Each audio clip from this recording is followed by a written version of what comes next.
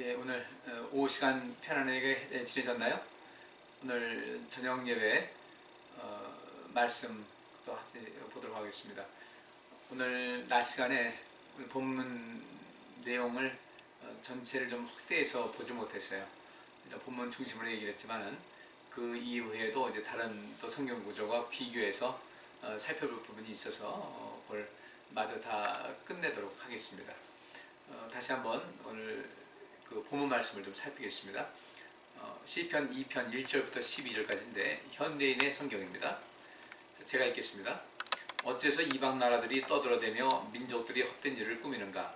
세상의 왕들이 들고 일어나며 지도자들이 함께 모여 여호와와 그의 기름 부은 자를 대적하여 자 우리가 그의 사슬을 끊어버리고 그의 속박에서 벗어나자 하는구나.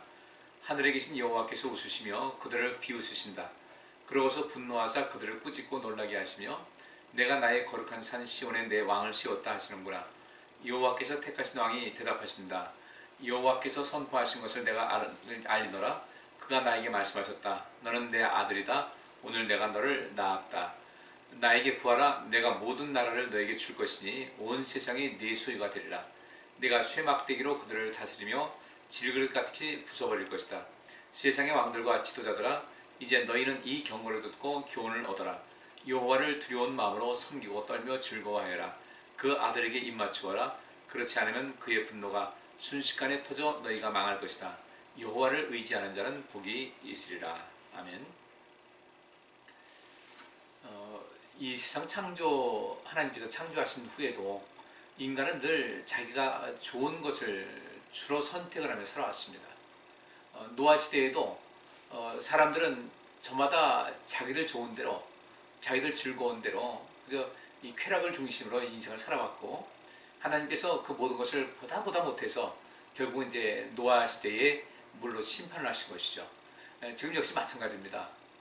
우리는 인생을 어떻게 살아야 될 것인가? 특별히 우리는 하나님 믿는 사람들이잖아요. 처음에 예수를 알고 또 예수를 믿고 신앙생활 했을 때는 그땐 참 우리가 조심스러운 것 같아요. 더 경건하고 더 의미가 있고 하나라도 더 많이 배우고 싶고 했는데 이게 어느 정도 이제 그 임계점에 도달하고 난 다음에는 그 임계점이라는 것이 좀 그 표현이 그렇긴 하지만 이 속에서 더 그것을 치고 올라가야 되는데 거기서 이제 하락곡선을 거리는 사람들이 제법 많이 있더라는 겁니다. 이건 뭐 누구누구 할 것 없이 그런 가능성 충분히 있고 그런 위험성이 상당히 높거든요. 오늘 본문 말씀도 역시 마찬가지예요. 어째서 이방 나라들이 떠들어대며 민족들이 헛된 일을 꾸미는가? 세상의 왕들, 이 세상의 왕들이라는 것은 권력이 있는 사람이에요. 권력 있고 힘 있는 사람들이 들고 일어납니다. 그리고 그 지도자들, 리딩 그룹들이 함께 모여서 뭐라고 하냐면 여호와와 그의 기름 부은 자를 대적을 한다는 겁니다. 이 성경 역사에도 그것이 그대로 나와 있고요. 지금 이 시대도 역시 마찬가지예요. 저는 여기 세상의 왕들이다, 또 세상의 지도자들이다, 우리 믿는 사람들이, 우리 그리스도인들이 이 세상의 왕과 같은 모습으로, 지도자 같은 모습으로 있어야 될 터인데 가장 그 하나님을 마음 아프게 하는 것, 하나님을 모르는 사람들이야 그렇다 하지만은 하나님을 안다는 사람들, 특별히 하나님을 더 많이 섬겼던 사람들, 오래 섬기고 또 신앙 연륜이 높은 사람들이, 많은 사람들이 오히려 그 하나님께로부터 그의 사슬을 끊어버리고 그의 속박에서 벗어나지 않으면서 많은 그 말을 하고 많은 행동을 한다는 겁니다. 우리는 아무리 애쓴다고 해도 우리 완전한 사람은 될 수 없어요. 우리는 여전히 죄인인 겁니다. 여러분 아시다시피 모세가 40일 동안 시내산에서 하나님 만나서 하나님께서 말씀하시기를 모세만이 나와 대면해서 말하는 사람이라고 그렇게 말씀하셨어요. 그렇다고 하나님께서 영이신데 얼굴을 보여준 것은 그런 것은 아니에요. 하나님께서는 이제 그 떨기나무에 불이 붙었는데 그 불은 붙었는데 나무는 타질 않습니다. 그중에서 이제 하나님의 영광이 나타난 것이죠. 그런 방식으로 해서 하나님께서 모세에게 특별한 방식으로 나타나시고 당신을 현현했다는 것이 나타내는 거예요. 그렇게 하셨고 또 이 말씀을 들려주시는 이런 모든 것도 대면에서 뭐 얼굴과 얼굴을 마주했던 것도 페이스 투 페이스 이런 것이 아니라 하나님께서 그에게 그 대면하듯이 말씀하셨는데 모세와 같이 그렇게 하신 적은 없다는 거예요. 그런데도 불구하고 모세는 또 이제 가나안 땅에 들어가지 못하는 이런 상황이 되죠. 바울도 역시 마찬가지로 말할 수 없는 것을 들었다고 그랬잖아요. 뭐 굉장한 대화를 나눴던 것 같아요. 그가 낙원에 갔다 온 그 체험이 얼마나 된 체험인지 모르겠어요. 아마 거기서는 시간과 공간이 아마 초월된 시간이었던 그런 상황이었다고 봅니다. 우리가 말하는 대로 1초, 뭐 1시간, 뭐 하루 이런 것이 아니라 그 속에서 그 하나님의 그 시간, 하나님의 시간 방식으로 해서 바울은 그 놀라울 정도로 많은 것을 봤고 또 그 본 것보단 더 들음을 통해서 눈에 본 것에 더한 들음을 통해서 눈에 지금 난 눈으로 본 것 말고도 그 본 것에 더한 많은 것을 그 경험했을 것이라고 보여집니다. 예수님께서 그랬고 성경 전체가 그랬지만은 특별히 이 바울이라는 사람이 성경을 기록한 것을 이렇게 쭉 볼 때 그는 마치 정말 대단한 실학자인 것은 마찬가지. 뭐 당연히 그런 것이고, 야, 그 심리학자다. 심리학에 또 그 외에 다양한 학문을 다 겸했던 사람으로 이렇게 여겨지는데 그것이 주님과 만나서 대화를 하는 가운데 이제 얻어진 결과물이라고 이게 볼 수가 있겠죠. 우리는 이 시대에서 뭐 세속적인 삶도 그렇고 이 신앙 안에서의 삶도 마찬가지고 결국 그 리더들이 굉장히 중요한 위치를 차지하고 있습니다. 근데 어떻게 그 멤버들을 이끌어갈까? 그런데 성경 역사도 그렇고 세상도 마찬가지고 그 사람들이 지나치게 인간의 욕심에 개입이 돼서 이 세상을 망가뜨린 경우가 많이 있었다는 겁니다. 그러니까 아담과 하와가 하나님께서 먹지 말라고 한 그 선과 악을, 선악을 알게 하는 나무의 실과를 먹지 말라고 했는데 먹잖아요. 근데 그 꼬이는 것이 뭡니까? 그거 먹어라. 뱀이 와서 하는 말이 먹어라. 하나님 너희들은 그때 이제 먹으면 눈이 밝아져서 하나님과 같이 될 것인데 그 하나님이 그걸 두려워해서 너희들에게 그걸 먹지 말라고 했다. 아니 그 상식적으로 생각해 보세요. 그걸 먹으면은 눈이 밝아져서 하나님과 같이 된다고 한다. 이런 속에서 레벨이 상당히 업된다는 건데 그러면 하나님께서 뭐하러 그걸 만드시겠어요? 만들 리가 없는 거죠.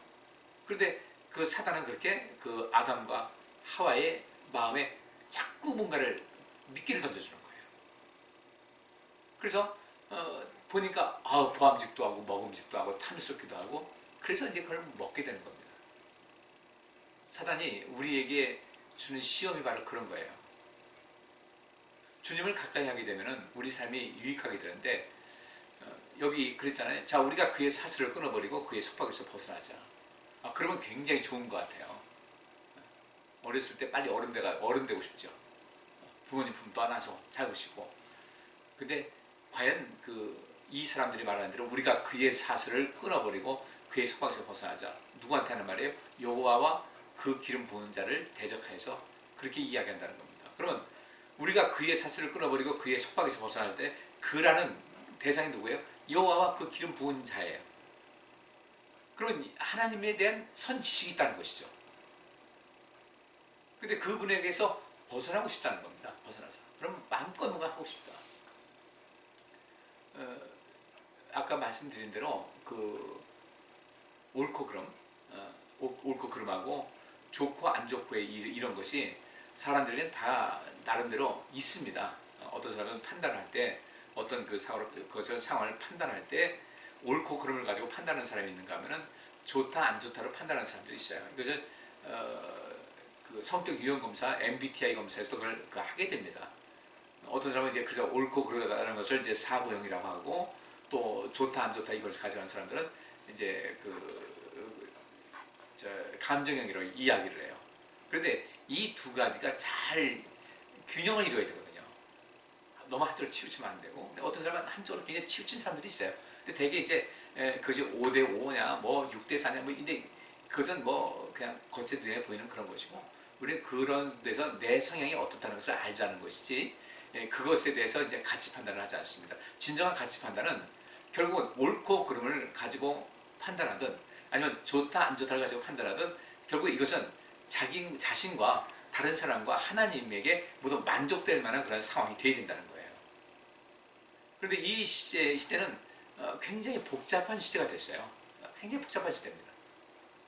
그리고 아까 말씀드린 대로 포스트 모던 시대가 됐어요. 모던 시대, 그 근대주의 이후의 시대를 포스트 모던 시대라고 그러는데 이게 19세기, 20세기, 21세기 이 가면서 어떤 모든 학문이라든지 사회 질서라든지 이렇게 굉장히 급박하게 이제 달라지게 됩니다. 우리나라도 좀 보세요. IMF가 터졌어요. 국제적 어떤 금융, 구제 금융을 받게 된 겁니다. 그 속에서는 뭐 탐욕스러운 어떤 집단이 있었겠죠. 뭐 지금 말로는 그 한국을 타겟으로 해서 이게 금융 폭격을 해가지고 여기서 알토란 같은 그런 것을 이렇게 또 빼가려고 하는 그런 시도가 있었다. 뭐 많은 말이 있는데 그런 것도 이유가 이제 일리가 있어요. 그런데 문제는요, IMF라는 이 사건을 통해서 우리 한국에 어떤 일이 있었는가? 여성들이 본격적으로 사회 경제 활동에 이제 뛰어들게 됩니다. 이거 어쩔 수 없이 된 거예요. 그 전에는 집에서 전업주부로 있는 사람들이 거의 대부분이었다고 해도 과언이 아니었어요. 자녀들도 부모님께서 이렇게 돌보고 키워주고 이랬는데 그 IMF가 터지면서 생활이 여러 가지 압박받으니까 이제는 너도 나도 가정에서는 그 학생들 아니면은 시간에 여유가 있는 사람들은 그 사람들은 집에서 이제 신발을 볼 수가 없는 거죠. 신발대로 뛰어서 경제활동을 하는 겁니다. 그러다 보니까 어떤 일이 생겨요? 가정 구조 자체, 여기서 이제 문제가 생깁니다. 자녀들 양육이라든지 아이들 교육이라든지 이런 것이 문제가 됩니다. 이전에도 사교육에 대한 것이 많이 있었지만 그 이후로는 사교육을 하게 된 이런 이후에는 사람들이 더욱더 강팍해진 거예요. 서로 어떤 경쟁 사회라는 것 된 것이죠. 이전에는 대기업 다닐 때 거의 철밥통이었습니다. 저도 옛날 직장 다닐 때는 회사에서 웬간해서도 안 잘렸어요. 웬만큼 징계받아가지고 잘릴 일이 없었어요. 아주 심각한 어떤 범죄 행위 외에는 그를 자를 이유가 없었고 또 자르지 않았어요. 그렇게 다 정으로서 뭉쳐있는 그런 것이었는데 그때 이 IMF가 터지면서 기업마다 이제 위기가 다가오니까 그때부터 한 것이 뭐였어요? 해고 바람이 붑니다. 좋게 말하면 명예퇴직이죠. 근데 그들이 나와서 과연 성공을 했는가? 그렇지 못했어요. 그러다 보니까 이 사회의 양극화 현상이 나타나게 되고 이 사람들 마음은 점점 더 여유가 없어지면서 어떤 경쟁 사회 이렇게 됩니다. 그게 여러 가지 요소가 있었겠지만 사회 전반적인 모든 것이 변화가 됐어요. 그리고 또 어떤 일이 생겼는가? 이 교회, 이 신앙적인 면에서 볼 때는 그렇게 활동을 많이 하다 보니까 교회에 나오는 사람들이 교회에다가 이제 예배드리러 투자하는 시간 또 기도하는 이런 모든 시간이 현저하게 줄어들게 되죠. 사회활동하기 시작하는데 새벽 기도를 어떻게 할 수 있겠어요? 그때부터 새벽 기도가 현저하게 줄어듭니다. 출근도 다 하는데.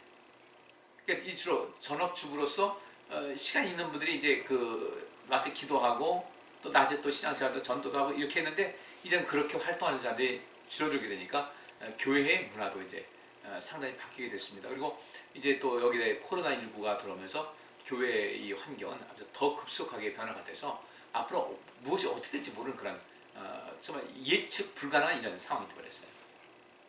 그러면서 어떤 일이 생깁니까? 우리 신앙적인 것, 뭐 이렇게 뭐 IMF가 있었다, 코로나가 있었다, 많은 문제가 있더라도 우리가 어떤 그 상황이든 우리가 하나님을 사랑하고 하나님을 의지하고 사는 사람 이제는 여기서 벗어나지 말아야 되는 것이거든요. 근데 이제 사람들에게 서서히 면죄부가 주어지게 됩니다. 내가 바빠서 또 이래 뭐 코로나 때문에 이러면서 실제로 그보다 더 열심히 신앙생활하고 하나님께 가까이 할 수 있었음에도 불구하고 왜냐? 다른 활동을 하거든요 또. 근데 이 하나님께 드리는 이 시간은 그렇게 많은 시간이 아닌데도 불구하고 이렇게 이제 이제 핑계가 되어버립니다. 그래서 사람들은 좀 더 아무래도 바쁘게 되겠죠. 할머니가 됐어요. 할머니 됐으면 옛날 같으면 그 부모가 아이들 키우고 할머니들은 그 애들 재롱 떠는 거 보면서 흡족하게 있었는데 이제는 그 아이들의 부모님은 산업 현장으로 나가게 되고 이제는 그 할머니 할아버지들이 손주들을 키우는 대리 양육의 이런 또 사회문화도 바뀌게 됩니다. 이것이 우리가 지금 현재 겪고 있는 거예요. 근데 이것이 서서히 밀려오다 보니까 우리는 이걸 뭐 자연스럽게 된 것 같은데 실제로 이전에는 안 그랬단 말이죠. 어쨌든 이 사회 환경이 변한다 할지라도 중요한 것은요, 절대로 하나님과의 관계에서 사슬을 끌어버리고 그 속박같이 여기는 그런 것이라 할 때 절대 벗어나면 안 돼요. 왜냐하면 우리가 이 세상 태어날 때 하나님께로부터 보내심 받아서 나중에 하나님께로 가는 것이니까 이 세상의 인생을 살아가면서 많은 중요한 일을 하고 또 필요한 일을 하긴 하지만 그 중에서 가장 그 중에 뼈대 같은 그런 일이 무엇이냐면 하나님과의 관계를 형성하는 것이었어요. 이것이 중요한 것인데 이 세상 권력자들, 힘 있는 사람들은 이런 것을 자꾸 끊어버립니다.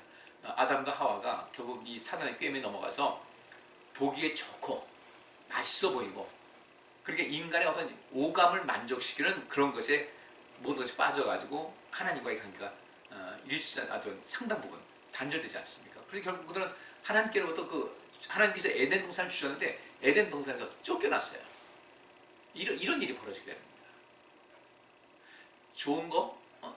좋은 거 좋죠. 근데 좋다 안 좋다 할 때 내가 보기에 좋은 거, 눈에 보기 좋고 내 마음에 좋고 다 좋은 것이라 할지라도 이것이 하나님께서 보시기에 옳은지를 좀 살피셔야 돼요. 그 전체를 다 극복하지 못한다 할지라도 극복하기 위한 노력은 할 필요가 있다는 것이죠. 결국 우리가 그의 사슬을 끊어버리고 그의 속박에서 벗어나자 할 때 하나님께서 우리를 대하실 때 말이죠. 하나님께 우리가 어떤 일을 계획을 하고 어떤 일을 행한다 할 때 그때 우리를 보시고서 아주 흐뭇하게 하시면서 여호와 하나님께서 보시기에 좋았더라 하면 괜찮은데 우리가 그의 사슬을 끊어버리자 그의 속박에서 벗어나자 하니까 하늘에 계신 여호와께서 웃긴 웃으시던데 그 웃음이 비웃음이라는 거예요. 그리고 하나님께서 비웃음이 뒤에 나오는 것이 큰 분노였어요. 그리고 그들을 꾸짖고 놀라게 하십니다. 그리고 내가 나의 거룩한 산 시온에 내 왕을 세웠다. 그러면 거룩한 산 시온에 내 왕을 세웠다는 것은 무엇이겠어요? 이렇게 그의 사슬을 끊어버리고 그의 속박에서 벗어나자 하나님께서 우리에게 말씀하신 모든 것이 간섭같이 여기지는 거예요. 잔소리같이 여겨지고 이렇게 바쁜데 이렇게 힘든 때 무슨 기도냐 무슨 신앙생활 열심히냐. 근데 우리가 한번 여쭤보겠습니다. 일하고 지쳐가지고 집에 와서 밥 먹고는 잠만 자고 또 이렇다면 또 모르겠어요. 물론 그런 분도 있겠죠. 근데 지금 이 시대는 그렇지 않잖아요. 이 시대는 우리가 마음만 먹으면 얼마든지 할 수 있는 그런 시대인데 결국은 나 편안하자고 나 좋자고 내 육신의 그다음 모든 그 오감이 만족하고 그거 좋자고 그 좋은 것만 따라하면서 실제로는 하나님과의 그 관계에서 자꾸 손절하는 상태가 되고 우리는 하나님께로부터 구속함을 받았잖아요. 우리는 하나님께 빚진 자잖아요. 그죠? 우리 공로가 아니라 하나님의 은혜로 우리가 구속해 주셨고 우리에게 말할 수 없는 은혜를 주시고 은혜를 주신다 하니까 또 여러분들 나름대로 기도하지 않습니까? 그렇게 많은 것을 받았음에도 불구하고 그럼 우리가 서로 구속되어야 되는 거 아니냐 이거죠. 하나님께서 우리 구원하셨으면 우리도 그분의 말씀에 어느 정도는 내가 스스로 구속을 시켜서 스스로 거기서 매어서 그 말씀대로 살고자 하는 그런 열정이 있어야 되지 않겠나.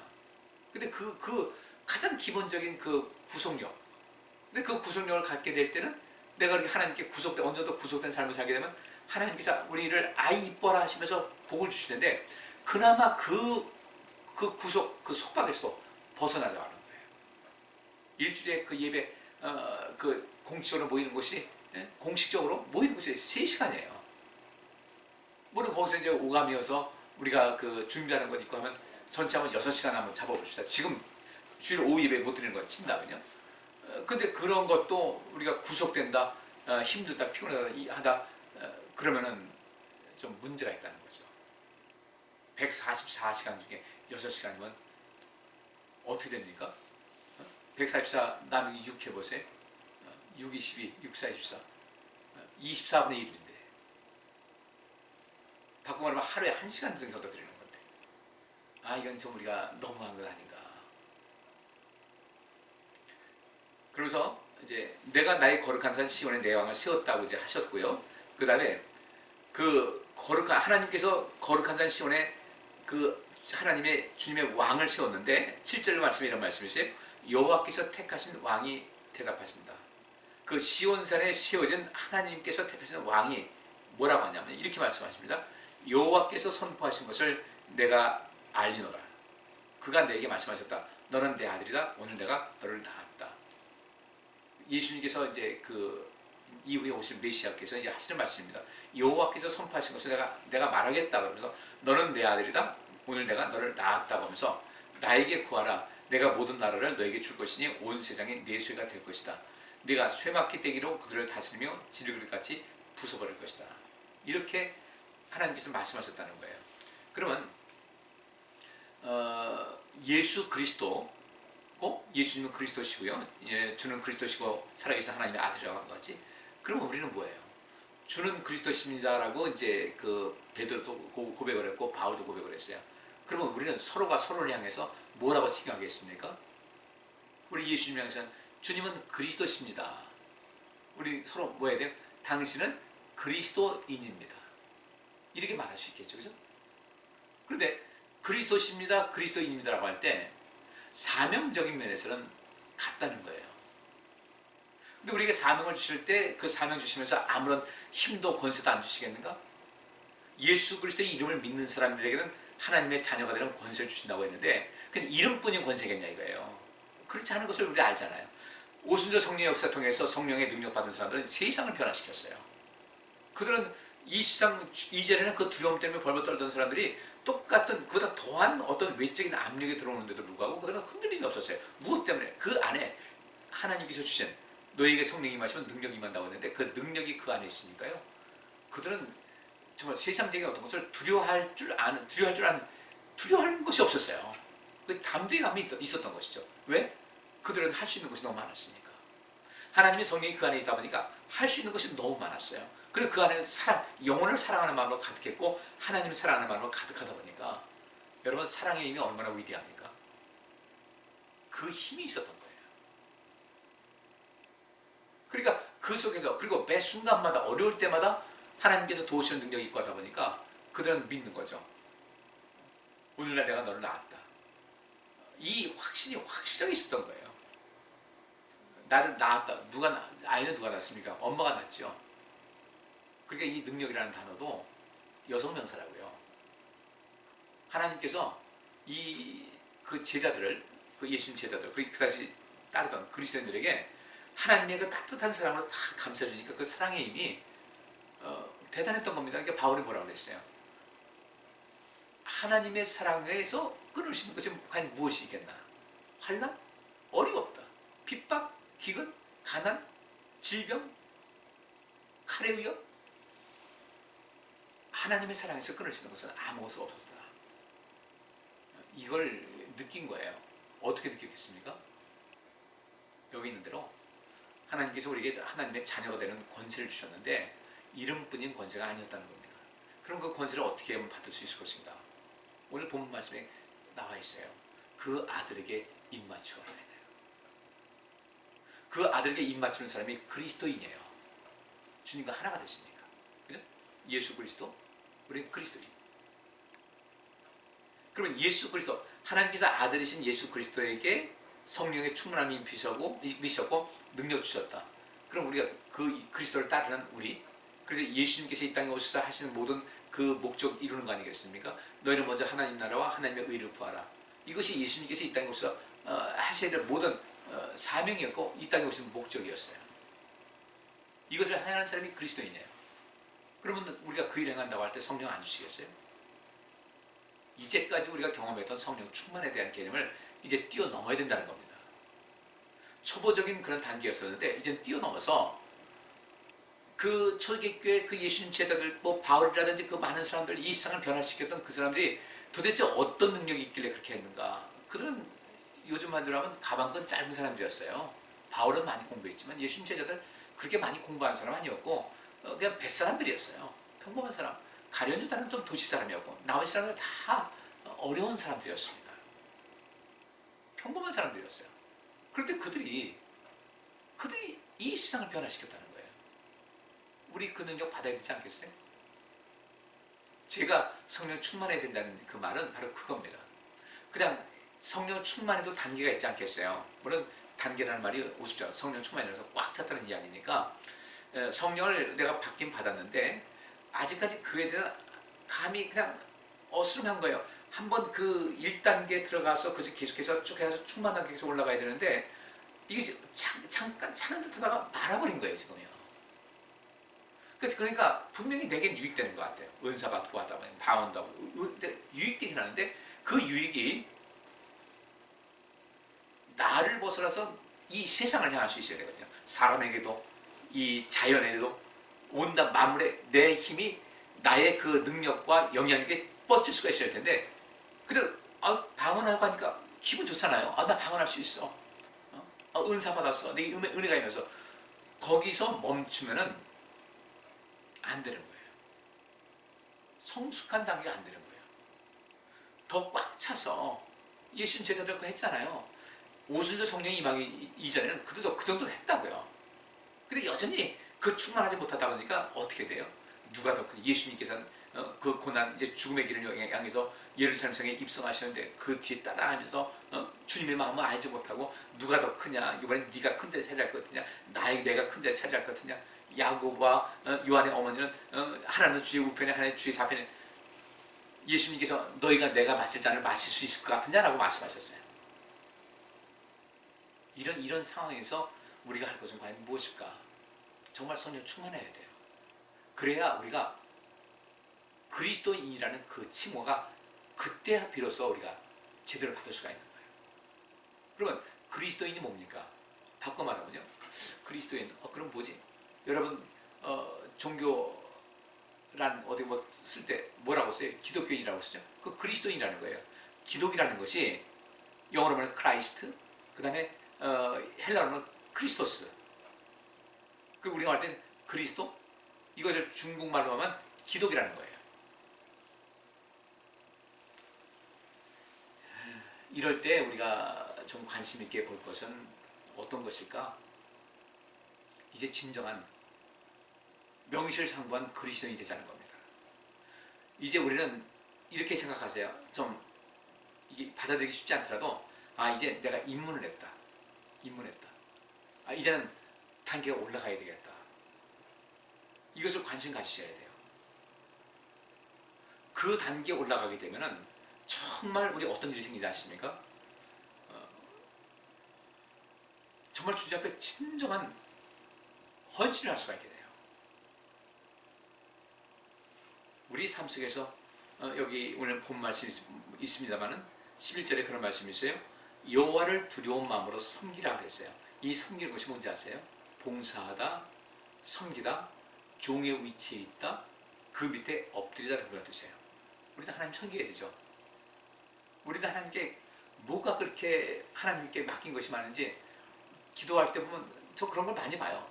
하나님께서 우리에게 굉장히 많은 것을 빌려가신 채무자 같은 그런 느낌이 들 때가 있어요. 근데 하나님께서는 우리가 채무자지 어떻게 하나님이 채무자예요? 그렇게 이것저것 다 그렇게 달라는 것도 많아요. 그러면 그렇게 받았어요. 그러면 그 다음에는 주님께서 내가 너 이렇게 많은 거 줬으니까 그 중에 일부를 나를 위해서 좀 써라.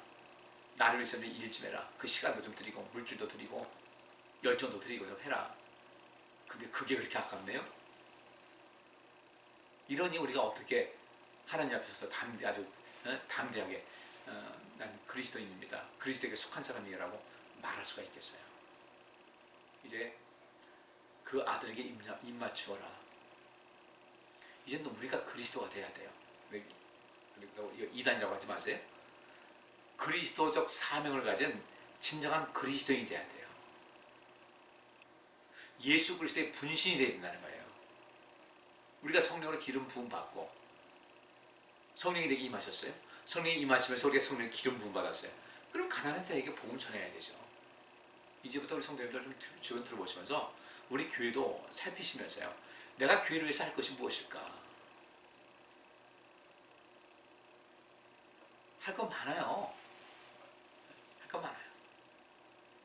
그냥 교회 예배 드리면서 휙 가지 마시고 좀 내가 손보고 것 없나 좀 살펴보세요. 청소하는 거요.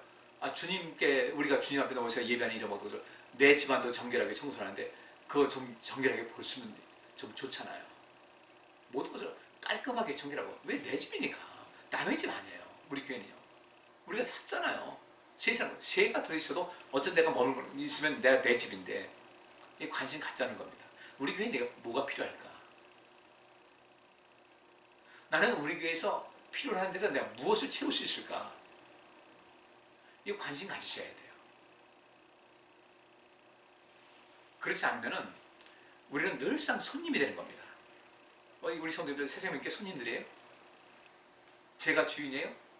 전 그렇게 하는 거 반대합니다. 우리 모두가 주인의식을 갖고 함께 돌보며 함께 섬길 수 있어야 돼요. 무엇을 보든 내가 먼저 손보고 살피고, 다 이게 공동재산이다 이거죠. 내가 돌봐야 될 공동재산이다. 서로가 서로를 좀 살펴보고 서로가 서로를 향해서 그리스도인이 되는 거예요. 서로가 서로를 향해서 그리스도적인 그런 존재가 돼서 서로가 서로를 구원해주고 필요한 것이 무엇인가 채워줄 줄 알고, 그것이 아니라 나는 여기서 난 우리 교회에서 내가 사랑만 받아야 된다, 내가 여기서 교회에서 이런 일을 할 사람이냐, 그러지 마시고요. 아끼고 살피고 돌볼 수 있는 그런 여러분들, 이것이 바로 여호와를 두려운 마음으로 섬기라는 것인데, 그 섬김이 온전하게 될 때 바로 이 사람들이 진정한 그리스도인인 것을 꼭 믿으시기 바랍니다. 그리고 그 아들에게 입 맞추어라, 주님과 뜻이 같아야 되고요. 사랑하는 사람들은요, 사랑을 하게 되면 사랑하는 사람의 말을 들어주게 되어 있습니다. 하나님께서 우리에게 우리의 기도를 들어주시는 것이 왜 그런지 아세요? 우리를 사랑하시기 때문에. 그러니까 하나님께 사랑받을 수 있게끔 행동하시라고 해요. 절대로 우리가 하나님께 사랑받지 못할 정도로 너 입만 살아있구나 이러면 안 돼요. 넌 필요할 때만 찾아오는구나. 저한테도 가끔 그런 말을 하면서 어쩌다 아주 어쩌다 멀리 떠났다가 그 멀리 있는 사람한테 전화를 해요. 그러면 꼭 와서 이렇게 부탁하는 말을 해요. 그래서 또 아주 연락도 딱 끊어버려요. 근데 한두 번 겪다 보면요, 이 사람은 성격이 그렇구나라는 것을 알게 됩니다. 우리 조금 좀 신경 쓰십시다. 제가 자주 드리는 말씀이지만 하나님께서는 기도 있잖아요. 기도. 우리 말하는 것을 들으시는 것이 아니라 우리 말하는 것은요, 하나님께서 다 아셔요. 우리가 말하지 않아도 알아요. 근데 특별히 하나님께서 이 모든 것을 이룰 수 있습니다라고 입으로 시인하고 고백하면서 하나님의 도우심을 간청하는 거 있잖아요. 이것도 하잖아요. 내가 다 말하지 못한 것도 있어요. 그걸 아신단 말이죠. 그러면 그때 그 응답은 무엇을 해주신다고 그랬어요?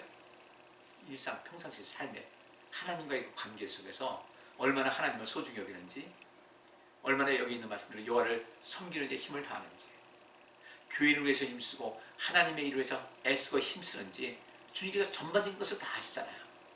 근데 주님 섬기는 이런 모든 것은 게을리하고 하나님이 얻은 일을 완전히 인색하고 이러면서 손 딱 벌려가지고 하게 되면요, 이건 아니라는 거예요. 내 말하는 것보다는 내 말하는 대로 응답하시는 것이 아니라 더 풍성하게 채우시는 하나님이신데 뭘 근거로 하시는가? 우리의 일상생활 속에서 얼마만큼 하나님 앞에 신실하고 교회를 사랑하고 영혼을 사랑하고 하나님 나라와 하나님의 의를 구하는가, 이것이 평점 대상이 돼서 그것에 근거해서 내 기도의 응답이 채워지는 것을 꼭 아시길 바랍니다. 여호와를 의지하는 자는 복이 있다고 그랬어요. 여호와를 의지하는 자. 그러니까 이 여호와를 의지하는 그런 삶이 과연 무엇일까? 주님께서 모든 것을 하실 수 있습니다. 주님만이 하실 수 있습니다. 내 인생의 진정한 행복은 여호와 하나님께로부터 모든 것이 비롯됩니다라는 이 마음을 가질 때, 그리고 그 마음 가진 것을 행동으로 옮길 때, 그때 비로소 우리의 삶은 온전하게 이룰 수가 있게 되는 것입니다. 이제 거의 결론적인 말씀드리겠습니다. 예수 그리스도께서 이 땅에 오셔서 십자가에서 죽으셨어요. 따라서 우리가 그리스도인이라고 할 때는 주님께서 우리를 위해서 죽으신 같이 우리가 죽을 일은 없잖아요. 그런데 우리도 그렇게 하나님을 그렇게 섬기고 희생하는 그 정신, 헌신하는 그런 마음이 매우 중요합니다. 예수님께서 그 말씀하셨어요.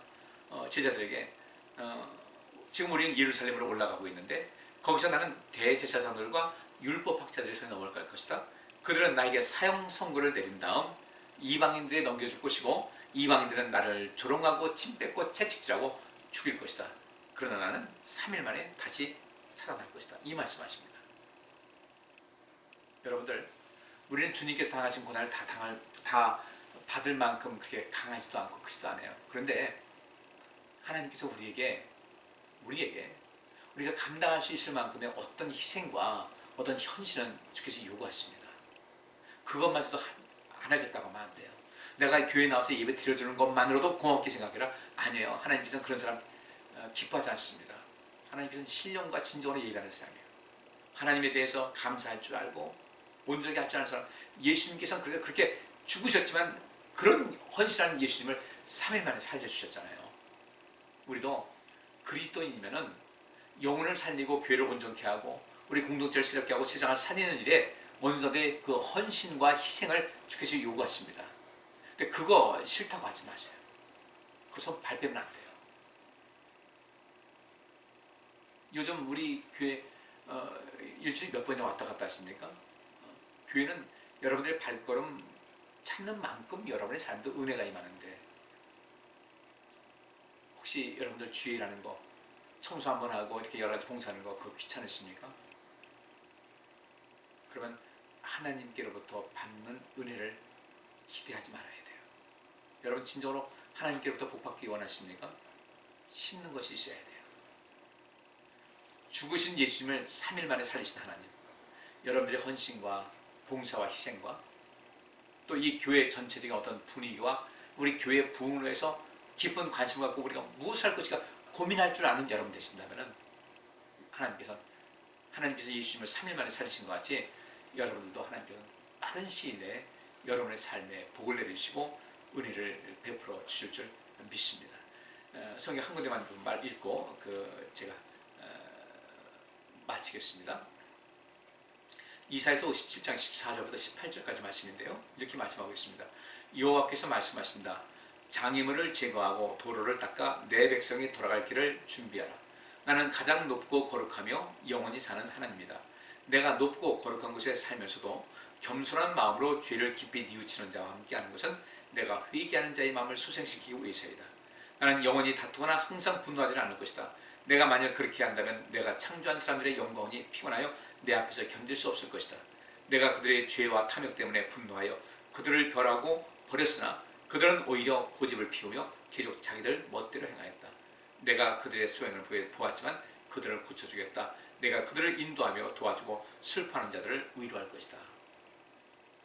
하나님께서는요, 겸손한 마음으로 늘 뉘우치고 주님과 동행하기를 기뻐하는 삶을 살아가는 사람들은 그의 삶을 고쳐줄 것이라고 말씀하고 있습니다.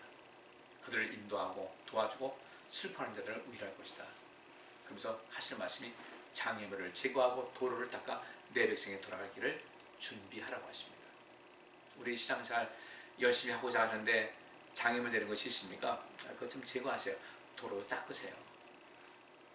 더 이상 하나님께서는 만울이 여김받지 않는다. 하나님께서는 우리를 속지 않으신다는 거죠. 하나님 나 이래서 그랬어요. 저래서 그랬어요.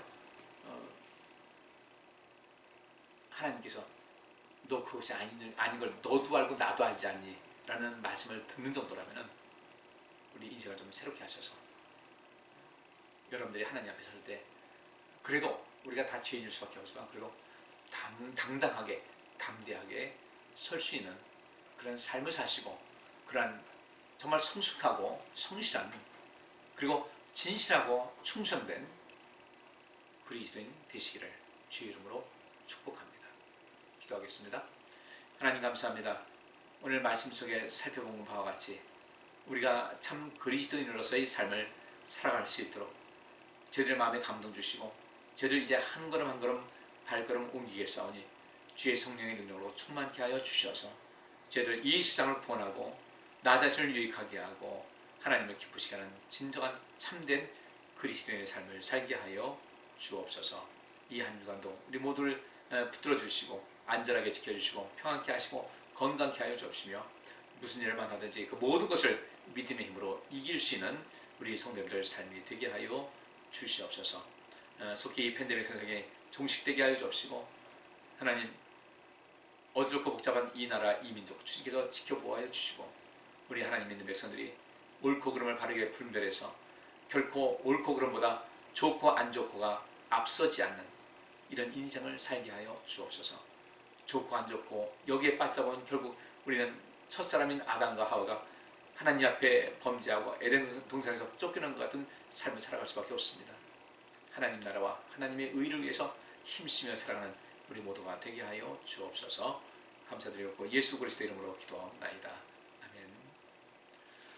이 한 주간도 은혜롭게 또 행복하게 믿음 안에서 살아갈 수 있기를 바랍니다. 예, 감사합니다. 다음에 또 뵙겠습니다.